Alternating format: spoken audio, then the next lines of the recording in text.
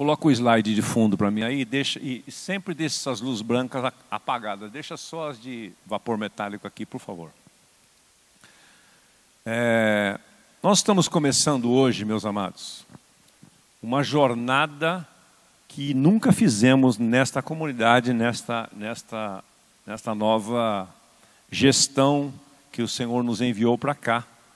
Não fizemos ainda isso que vamos fazer hoje.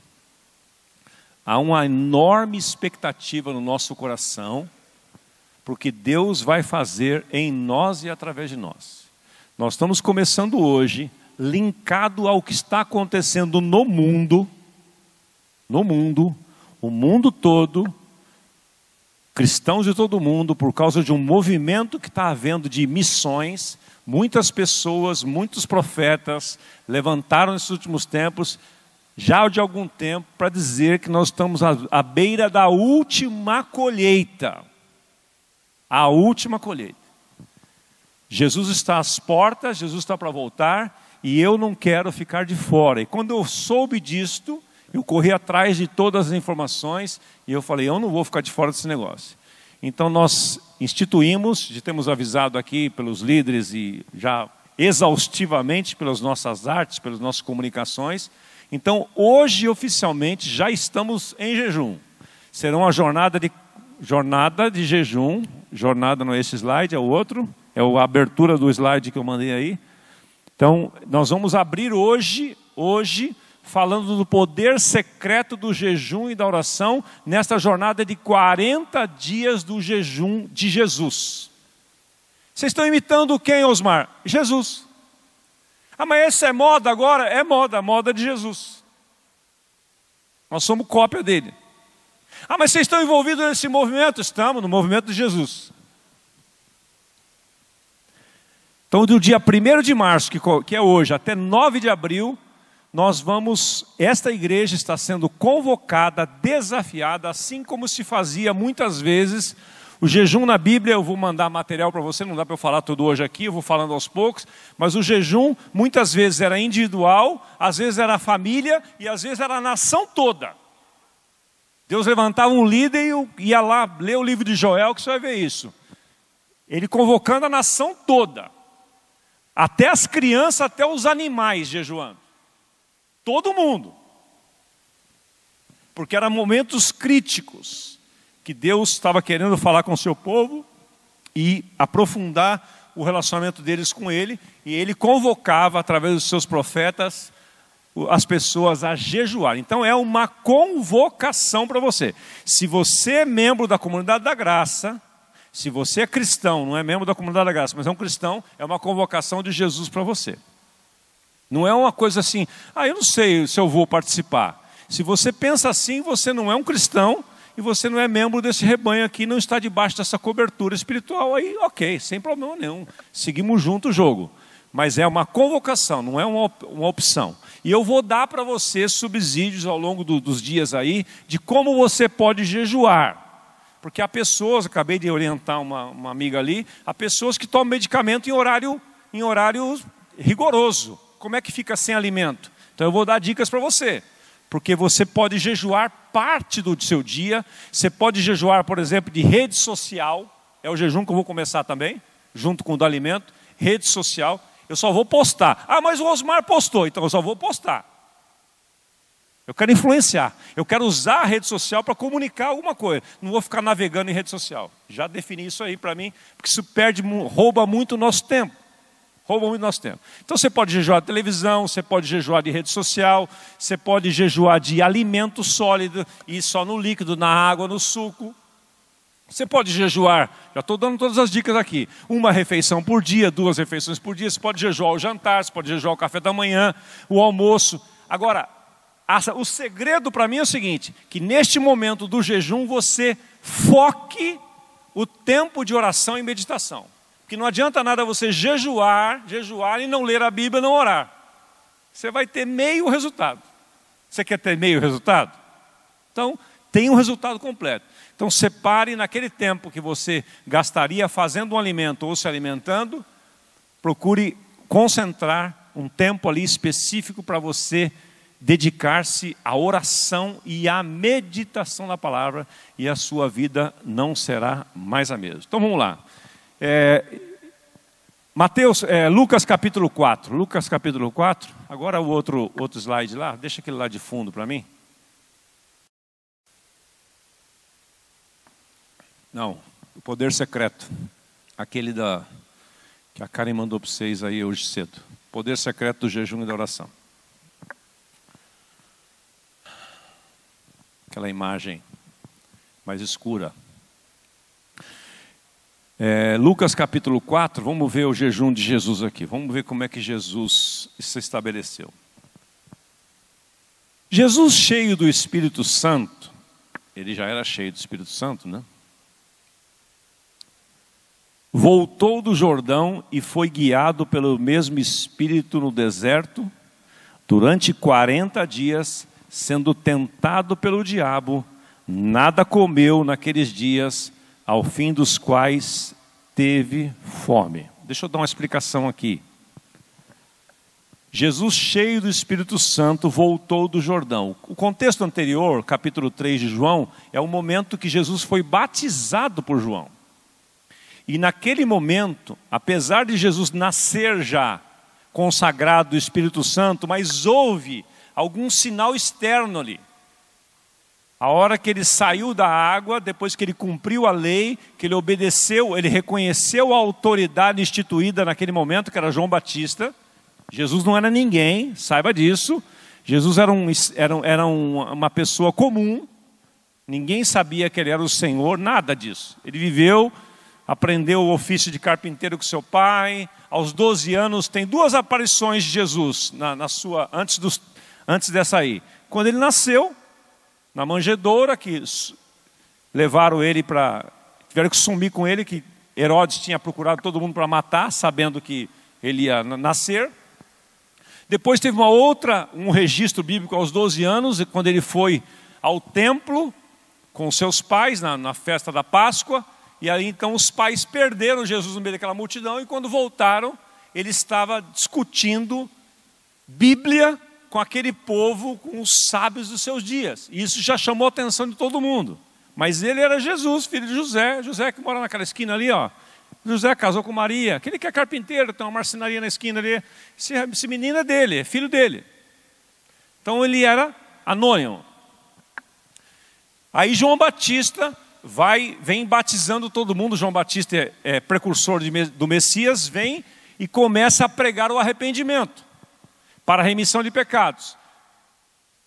Ele está lá no Jordão batizando. Jesus vem no Jordão e entra na fila para ser batizado. Está no capítulo 3 isso. Estou contextualizando para dizer para você o ponto do início do seu ministério, como é que se deu. Ele entra na fila para ser batizado. Quando João viu, tomou um susto, tomou um choque. E disse para Jesus assim, que ele já tinha pregado, né? Olha, eu sou a voz que clama no deserto. Depois de mim vem alguém mais poderoso que eu, cuja honra eu não posso ter, nem de amarrar as sandálias dos seus pés. Ele está falando isso, Jesus chega. Ele toma um susto, e ele diz para Jesus assim, preciso eu ser batizado por ti, e vens tu a mim? Estou narrando para você a história, tá? Jesus falou assim para ele, está no capítulo 3 isso. Deixa acontecer, para que se cumpram as Escrituras. Segue o trâmite. Faz o que você precisa fazer. O que é que Jesus está querendo dizer com isto? Eu estou reconhecendo a sua autoridade, João. Veja só. Eu estou reconhecendo que você é profeta, que você é precursor, que você veio antes de mim. Eu estou aqui para reconhecer você. Eu não tomo o teu lugar, eu venho honrar você. E João não teve saída, batizou Jesus. Esta atitude de Jesus de honra ao profeta, naquele momento, fez com que o céu se abrisse.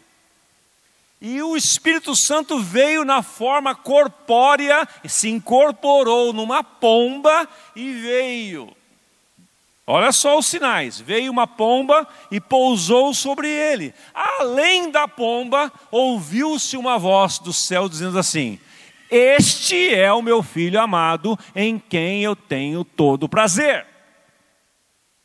Com isso eu quero dizer para você o seguinte: se você não honra as autoridades que Deus colocou sobre você, você não vai receber a unção que Deus vai despejar através delas. Porque é um princípio lá em Marcos 10 que diz assim: aquele que reconhece o profeta, honra o profeta na qualidade de profeta, vai receber galardão de profeta. Jesus honrou a autoridade que tinha ali instituída. Ele era maior que João ou não era? Ele era, mas ele honrou. Ele honrou, ele atraiu a bênção para si e o selo do Pai sobre si. Daquele momento em diante, houve uma passagem de bastão. João Batista sai de cena, dá 2 passos para trás e Jesus assume. Mas tudo isso foi feito de uma forma orquestrada, organizada pelo Espírito Santo de Deus, porque as coisas de Deus são assim: ninguém atropela o outro, ninguém toma o lugar do outro. Então, se você quer receber honra, se você quer receber bênção sobre a sua vida, não importa se você sabe mais do que o líder do G100 que você está, não importa, honre a ele. Reconheça ele. Eu estou vendo um monte de gente nômade no mundo evangélico hoje. Os caras se acham mais do que o seu líder. E estão desonrando os seus líderes. E estão atraindo maldição para si. Então, se você... Veja o exemplo de Jesus. Isso aqui não estava no meu script. Mas estava talvez no Espírito Santo aqui. Se você quer ser honrado, aprenda a honrar. Você vai cair numa célula aqui que você sabe muito mais Bíblia do que o líder que está lá. Talvez ele seja um novo convertido. Ele tenha dificuldade até de liderar. Honre a ele, oriente a ele, ajude a ele, sirva a ele. Sirva a ele. Nós estamos multiplicando 2 G100 essa semana aí. O Antônio e a Renata assumindo o G100 aqui no Sacomã. E uma das meninas aí, a Ana e a... Qual que vai para o Alto de Ipiranga? Você, Ana? A Ana está indo para o Alto de Ipiranga, multiplicaram. E a Keiko fica lá na Praça da Árvore. Então mais 2 G100s nasceram. Estamos multiplicando o G100 dos adolescentes agora. O Bruno e a Bárbara assumem isso aí. E o Arthur e a Larissa com o G100 dos jovens. Mas precisa ter essa dinâmica. Precisa ter esse princípio por trás disso, senão não conte com a bênção de Deus. Se você não reconhecer as autoridades que Deus colocou sobre você, você não será abençoado. Romanos 13:1 diz: toda autoridade que existe foi constituída por Deus. E aquele que se rebela contra a autoridade, se rebela contra o próprio Deus. E atrai maldição para si. Você pode não gostar do governo atual, você pode gostar do seu partido, do seu outro, mas se você não honrar esse governo atual, você não será abençoado. Dá os seus pulos aí, se converta no seu coração e abençoe a ele. Você não precisa concordar com ele, eu não concordo com tudo que ele faz, mas eu oro por ele todos os dias. E ensino isso nessa igreja aqui, por causa do princípio bíblico. Agora vem eleições novamente aí. Você viu que a cidade começou a ficar mais bonita, né? Os canteiros começaram a ser cortados. É uma maravilha. É ano de eleição, é uma bênção. Mas escolha bem os seus candidatos e honre a ele. E se entrar um candidato que não é do seu partido, não é do seu, ele é seu líder, honre a ele, abençoe ele. Não precisa você concordar com tudo que ele fala, com besteira que fala, porque todos os homens falam besteiras. Ser homem é isto, é ser falho. Então, vamos honrar as autoridades, abençoá-las, porque é isso que Deus espera de nós. Feito essa introdução do versículo 1 e 2, Jesus, então, cheio do Espírito Santo, foi guiado pelo mesmo Espírito no deserto, durante 40 dias, sendo tentado pelo diabo. Nada comeu naqueles dias, e no final dos 40 dias teve fome. Sabe, aqui não diz que ele não bebeu, diz que ele não comeu. Portanto, esse jejum de Jesus foi só de sólido. A água ele tomou, enfim, está implícito aqui. Versículo 3. Então disse-lhe o diabo. Diabo fala. Fala para o seu irmão do lado, Paulo. Sabia que o diabo fala?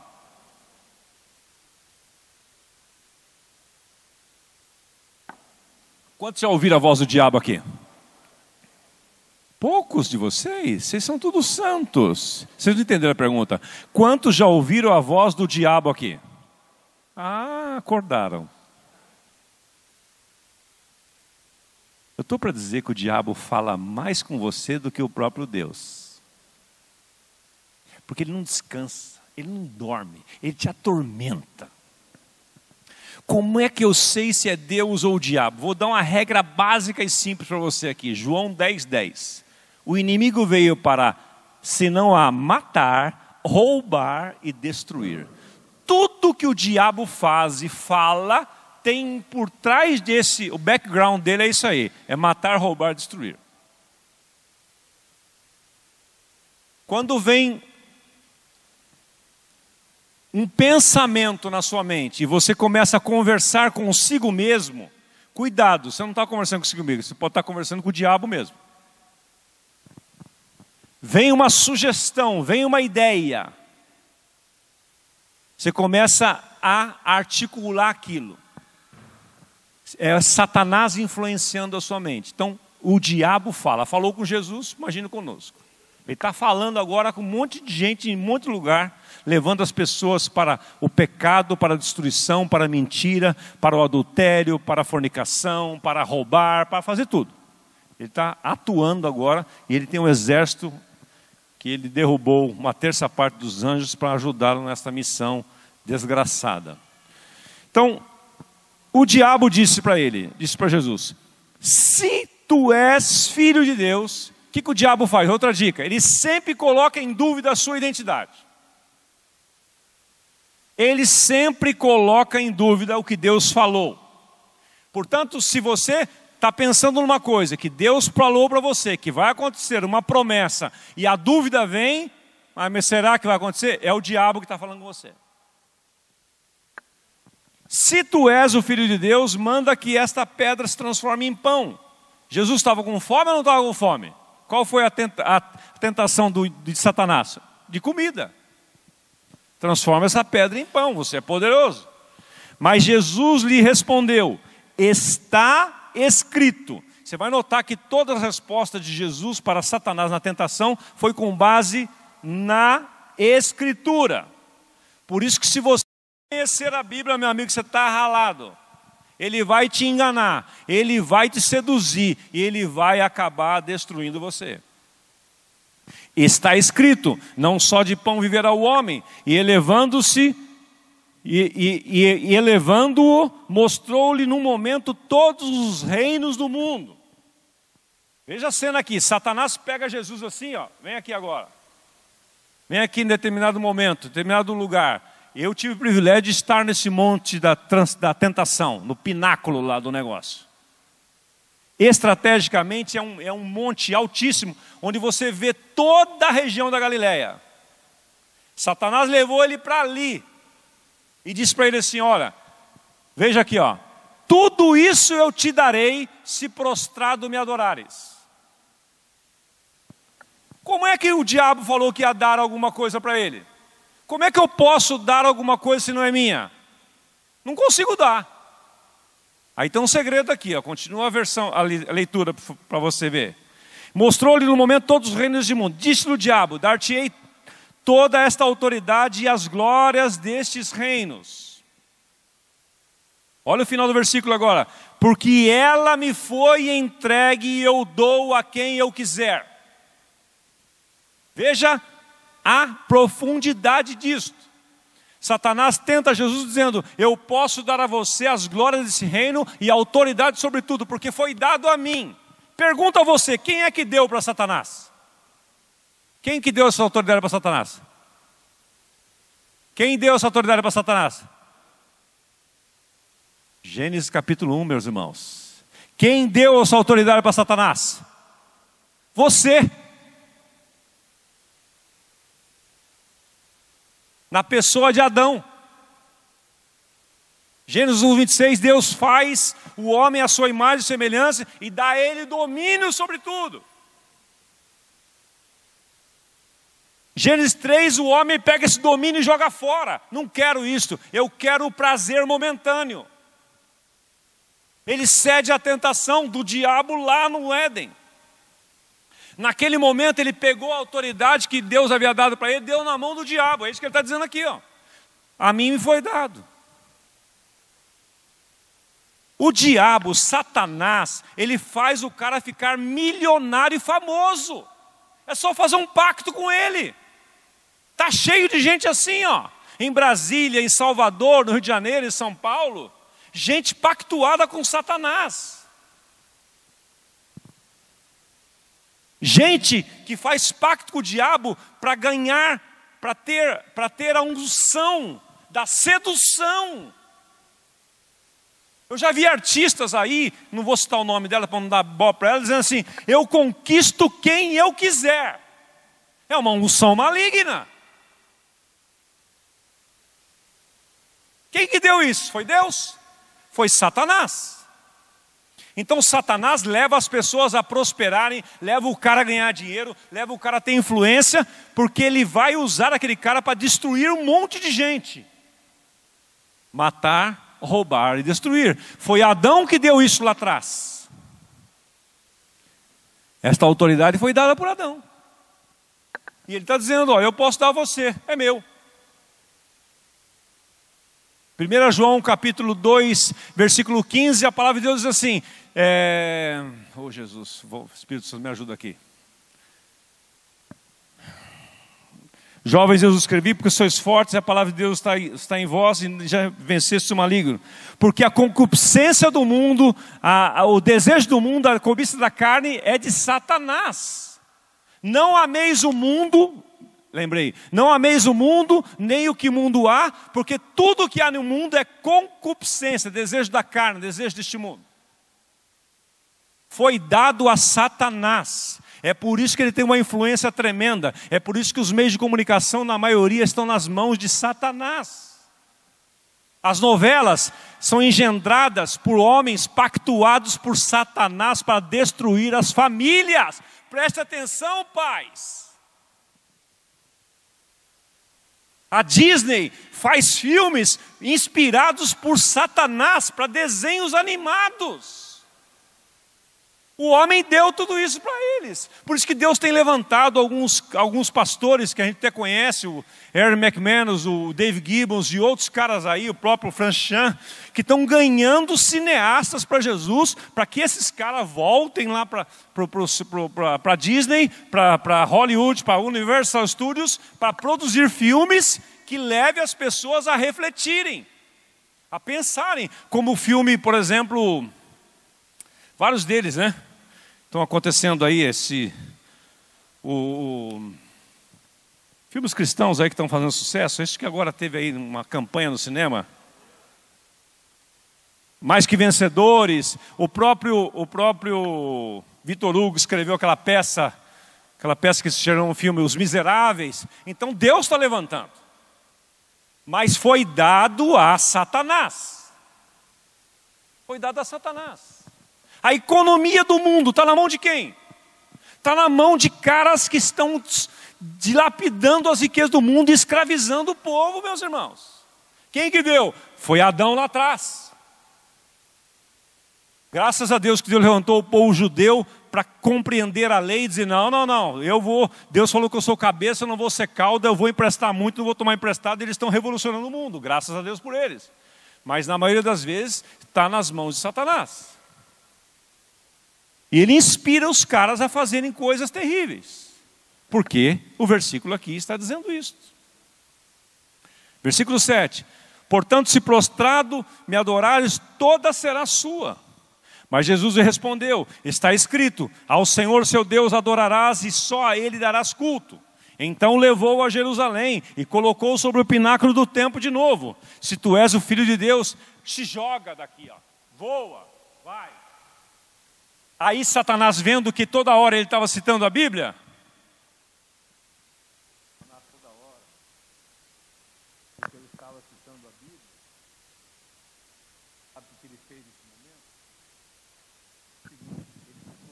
também.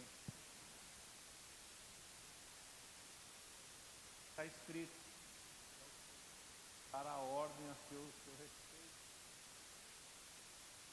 respeito. Se joga, os anjos. Imagina a cena, Senhor Jesus. Você vai ficar famoso. As manchetes de jornais no dia seguinte vão estampar todas elas na primeira capa. Jesus se jogou e os anjos vieram. Acho que ele devia até ter um celular, um smartphone para filmar a cena. Vai aí que eu vou fazer um stories agora. Vai aí, vou fazer uma live agora. Satanás, presta atenção, pode usar a Bíblia para confundir você. Porque ele conhece mais a Bíblia que você. Jesus disse que ele é mais sábio que Daniel. Jesus disse que os filhos das trevas são mais sábios que os filhos da luz. Tem muito ateu que conhece mais a Bíblia que muitos crentes. Que nós crentes gostamos de ver Netflix, navegar no Face, ficar conversando no Zap. E a mente vai... Vou dar um desafio para você no final aqui, desafio prático no nosso jejum. Aí ele diz assim: porque está escrito, aos seus anjos ordenará a teu respeito para te guardarem. Eles te sustentarão nas suas mãos, para que você não tropece em uma pedra. Jesus respondeu: dito estás, não tentarás o Senhor teu Deus. Passadas que foram as tentações de toda sorte. Toda sorte. Registraram um pouquinho aqui, mas teve outras. Apartou-se dele o diabo até o momento oportuno. Verso 14 que eu quero enfatizar aqui, e caminhando para o final, dizendo o seguinte, verso 14. Então, Jesus, no poder do Espírito Santo, regressou para a Galileia. E sua fama correu por toda a circunvizinhança e ensinava Jesus nas sinagogas, sendo glorificado por todos. Então, por favor, agora abre o slide para mim lá, João. Coloca o próximo, por gentileza. Vou chamar sua atenção para um detalhe aqui que talvez você não percebeu.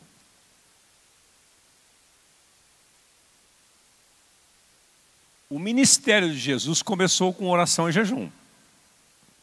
O texto diz claramente que Jesus, você pode ler junto comigo aqui, por favor? Jesus, cheio do Espírito Santo, voltou do Jordão, foi levado pelo Espírito ao deserto, onde durante 40 dias foi tentado pelo diabo. Não comeu nada durante esses dias. Eu dei um destaque ali no cheio do Espírito Santo. Quando ele foi para o começo da tentação, ele estava cheio do Espírito Santo. Será que foi por isso que ele resistiu à tentação? Por estar cheio do Espírito Santo? Se você não anda cheio do Espírito Santo, ele vem, engana você e destrói a sua vida, destrói o seu casamento, destrói os seus negócios, destrói a sua saúde. Eu e você precisamos andar cheios do Espírito Santo. Porque Jesus só teve essas reações todas, esses insights todos, essa rapidez de raciocínio, essa coisa assertiva, porque ele era cheio do Espírito Santo. Agora, depois que ele passa por essa batalha, veja o que acontece no verso 14. Põe lá para mim. Próximo slide.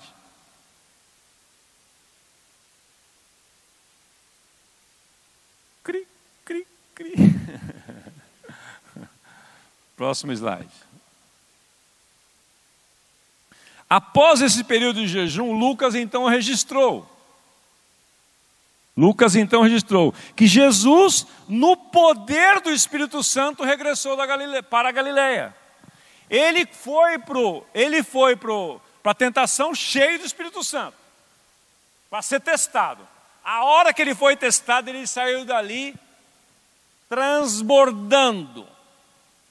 Ele saiu dali no poder do Espírito Santo.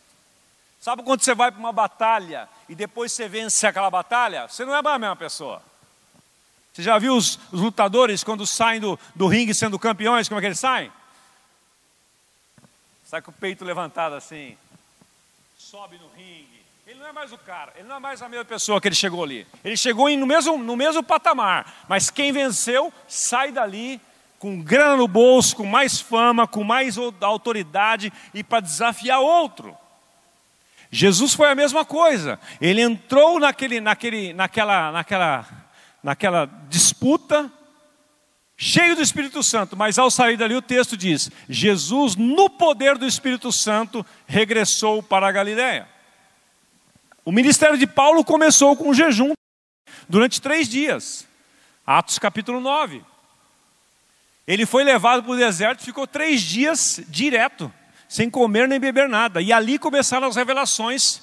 Ele, novo convertido, Deus começou a falar com ele, já dando muitas revelações para ele. Jejum era uma prática em sua vida constantemente. Então o jejum, meus irmãos, é uma arma poderosíssima.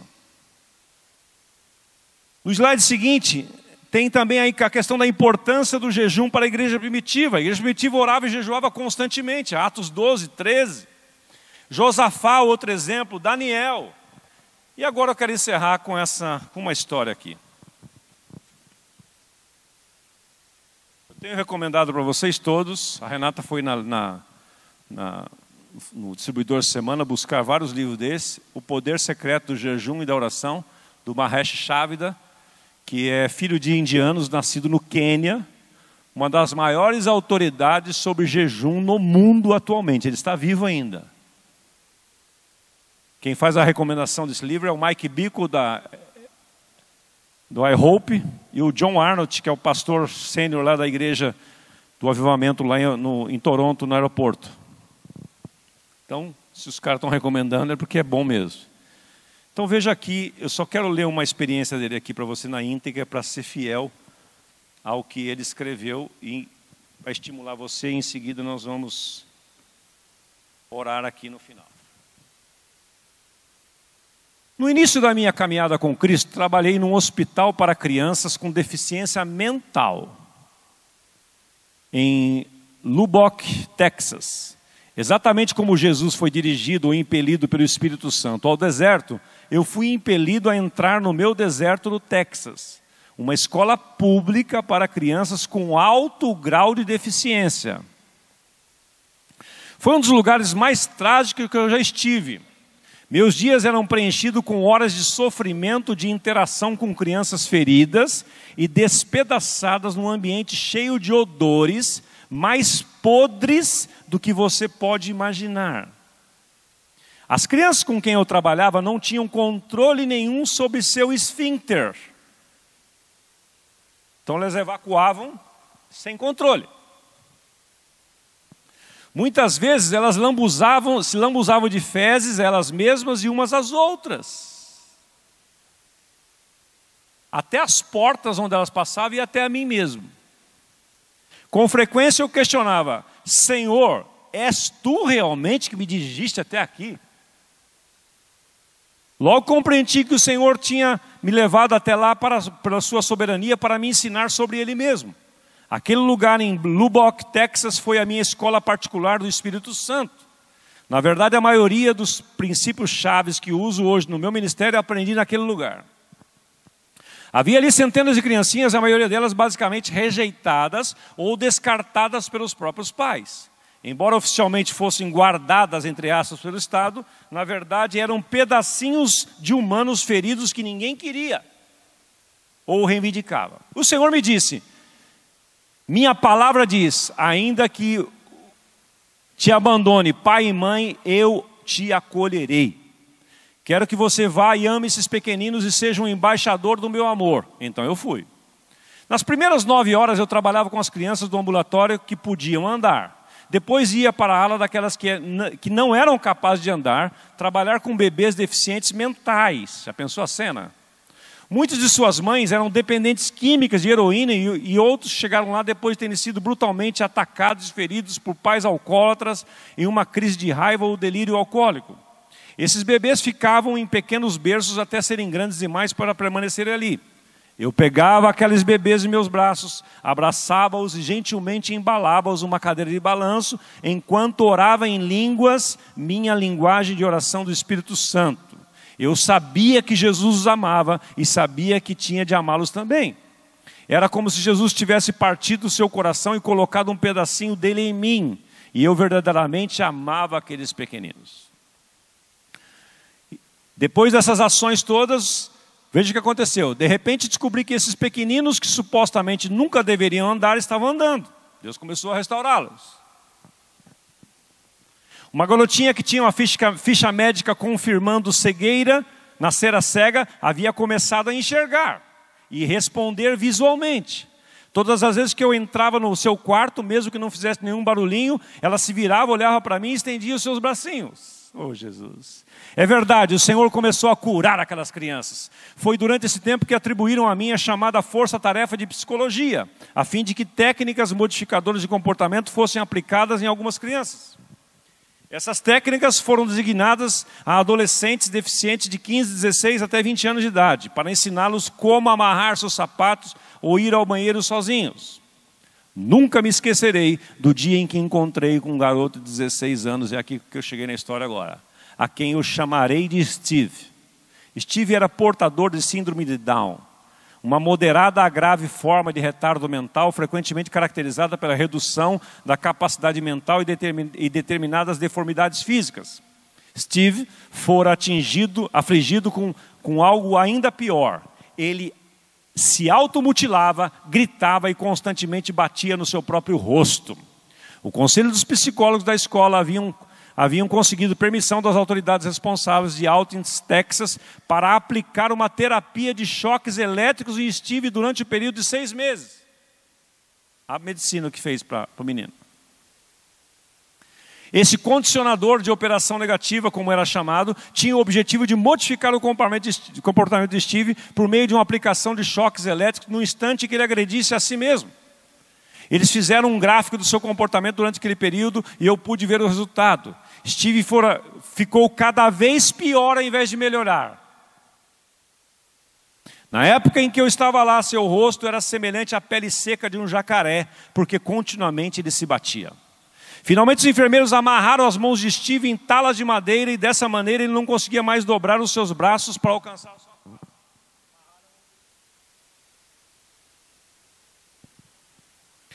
O único problema foi que as outras crianças do seu dormitório inventaram uma brincadeira quando descobriram que Steve tinha as mãos amarradas ao lado do seu corpo. Amarraram assim. O que elas fizeram? Elas corriam por trás dele e o empurravam com tanta força que ele perdia o equilíbrio e caía, batia o rosto no chão.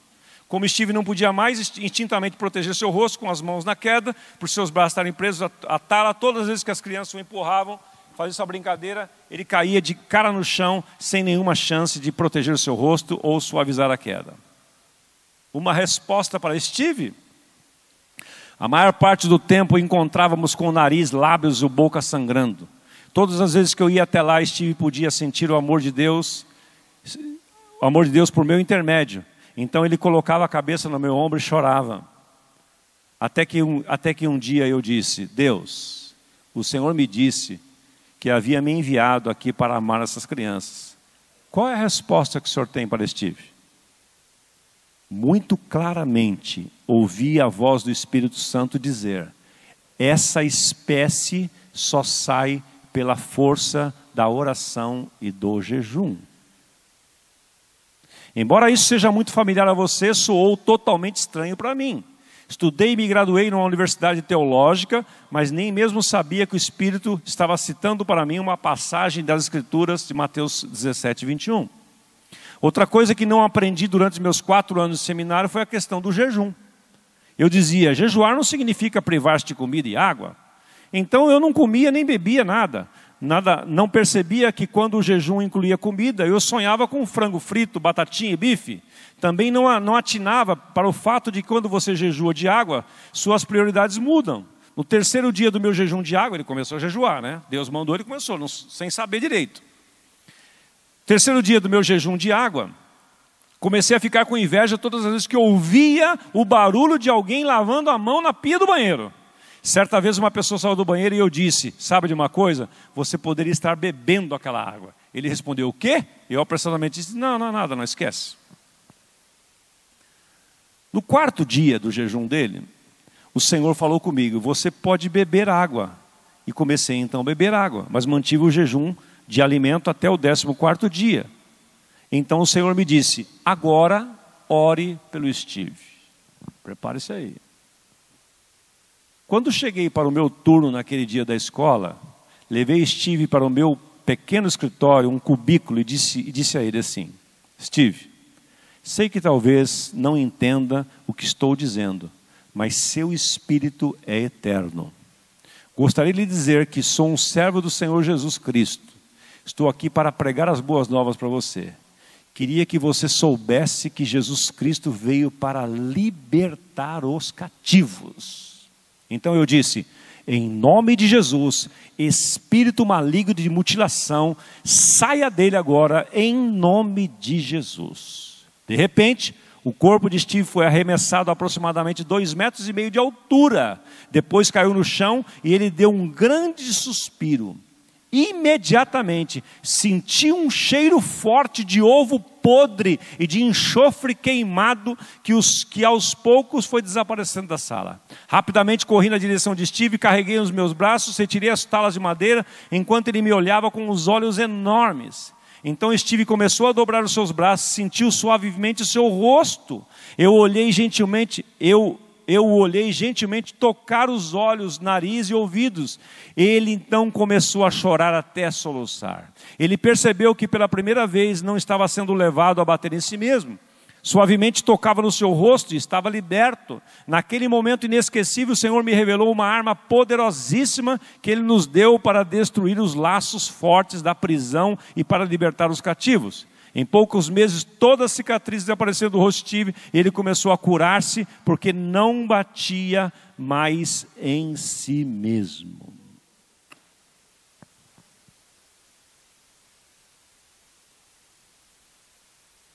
Deixa eu dizer o que eu aprendi com essa história.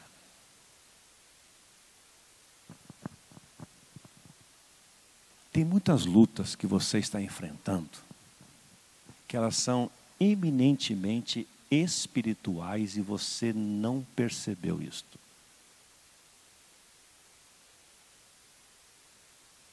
Você está na força do seu braço.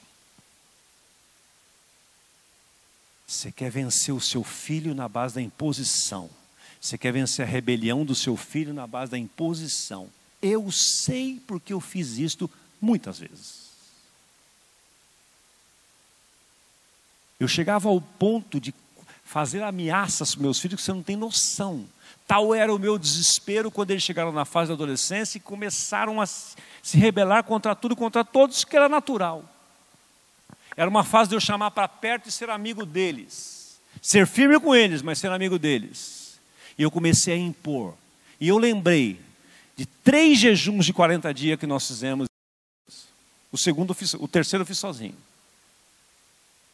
Numa fase de um dos meus primeiros filhos, foi 40 dias de jejum e oração específica, porque havia uma orquestração maligna para destruir os meus filhos e envergonhar a mim e destruir tudo que Deus queria fazer através de mim e para chegar até você. Eu não estaria aqui.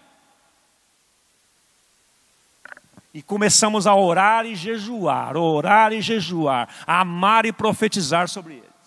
Mesmo não vendo nada. Foi aí que a Anice cunhou essa frase abençoada: você vai me dar muita alegria. Você vai me dar muita alegria. 2 vezes, um para cada um deles. E depois na fase que a Anice contraiu um câncer. Ali eu passei de 40 dias. Não sei quanto tempo, fui embora. Eu coloquei um propósito assim: eu vou jejuar até que. O Washington lembra disso, que ele também entrou nesse jejum comigo. Até que. Então eu quero dizer para você, esta vida cristã que você tem vivido, levinha, light, sem esforço nenhum, está tudo certo, Deus é amor, esse universalismo maligno que está invadindo a igreja, dessa hipergraça, não existe, vai levar muitos para o inferno. Está levando a igreja para um oba-oba desgraçado, a um movimento de vai para cá, vai para lá, segue esse, segue aquele, um monte de youtubers que não conhece Jesus, não jejua, não ora, não tem experiência com Deus, influenciando milhões de jovens e de adultos. Porque são bonitinhos, falam bonitinho, usam roupa moderninha, tem uma câmera num ângulo bacana, e não estão dizendo nada. E estão arrastando multidões.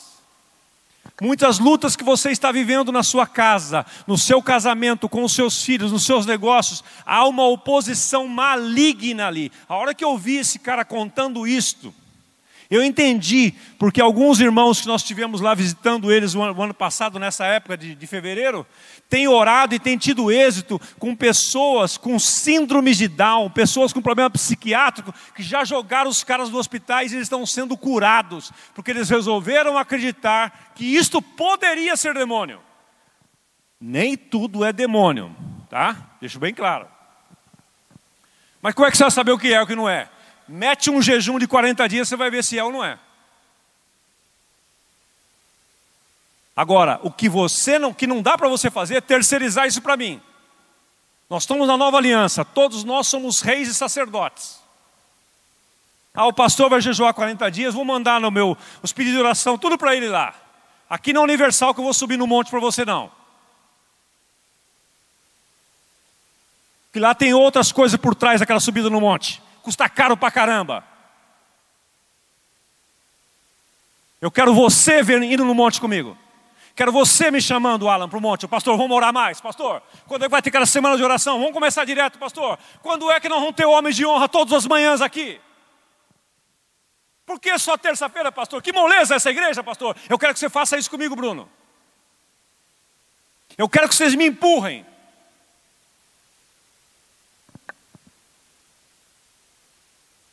Esta igreja, ouça o que eu estou dizendo hoje, no dia 1º de março. Quem entrar nesse avião vai experimentar uma mudança que nunca viu na vida.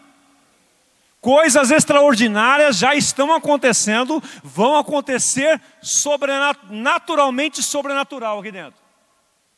Nos G100s, nas nossas salas de crianças, nós estamos preparando os nossos instrutores para serem profetas naquele lugar, para ensinar as crianças a profetizarem.